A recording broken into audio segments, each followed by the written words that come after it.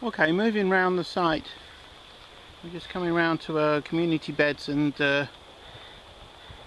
tree nursery area in between these teasels, which we think are lovely wild plants, and we keep a lot of the wild plants because we want maximum diversity for the insects to eat. If the insects are happy, all the predators are there, so big surges of things that would like to eat our vegetables are less likely to happen, because all the things that would like to eat big surges of things that would like to eat our vegetables are unlikely to happen, or are likely to happen when, oh, I don't know what I'm saying, but it's good anyway.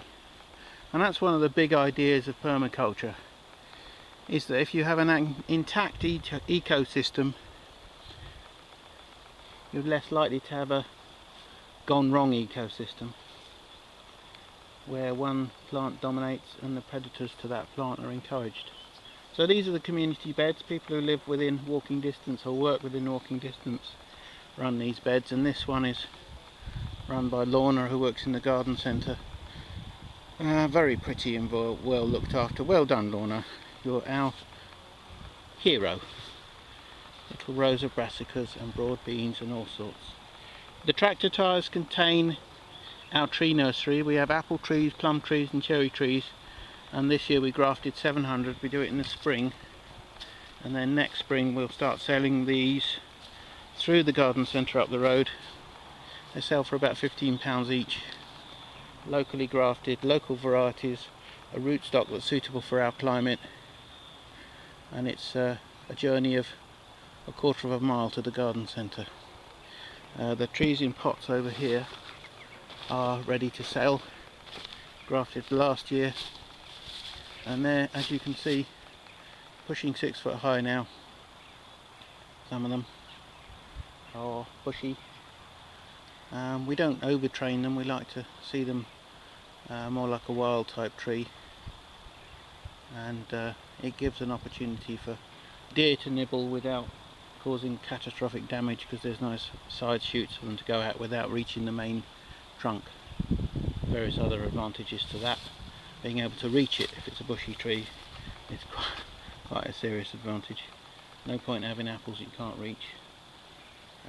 But we are starting to train some of next year's trees. This system here is the beginning of a W cordon or a fan,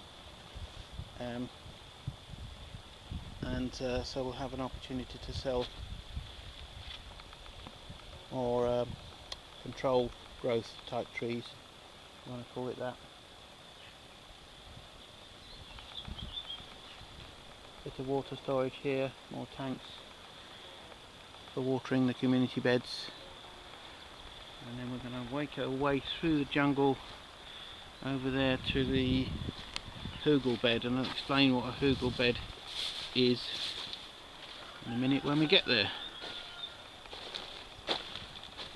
This chap that invented hugel beds, Sepp Holzer, comes from 1300 metres up in the Austrian Alps, and he was born on a farm, started farming when he was 20 in about 1960, and began to realise that all he had been taught in agricultural college, lots of it was nonsense. And he wanted to grow stuff, and he had loads of trees, so he buried the trees in raised beds as he terraced the land, and realised that building high raised beds containing timber was doing something beneficial to the growth of the plants that he put in, and it developed into a system with a microclimate in front. The front of the bed is the southern side here, and we've got squashes doing very nicely despite the most appalling summer, because they're nicely sheltered by the high bed, which has strawberries on the front and broad beans on top. And at the back side we have wild garlic, ramsdens, rhubarb in one of the hugel beds on the back, because that grows in the shade quite well.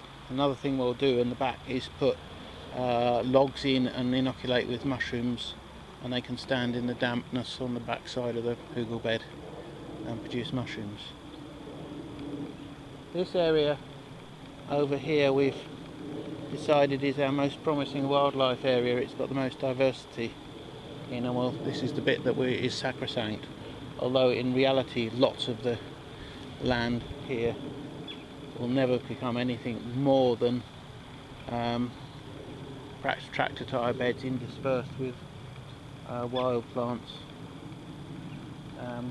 This pile of stone here, I think Mike is planning to build a keyhole bed in this little area here, which is another permaculture design.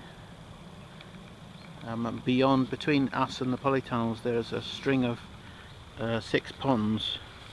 The 2 central ponds we deepened, hence these 2 piles of earth with the squashes on in the tyres on top. We deepened them because we wanted to grow fish in the 2 central ponds, which are in there now. We went to the garden centre and invested huge amounts of money in 12 goldfish that live in our pond. Put them in and they've disappeared. They occasionally reappear, we know they're there. Goldfish are related to carp, so why not, eh? Why not eat insects is what I say, and goldfish. So this is a good vantage point to see the whole site on top of this little hill, if I'm not going too fast.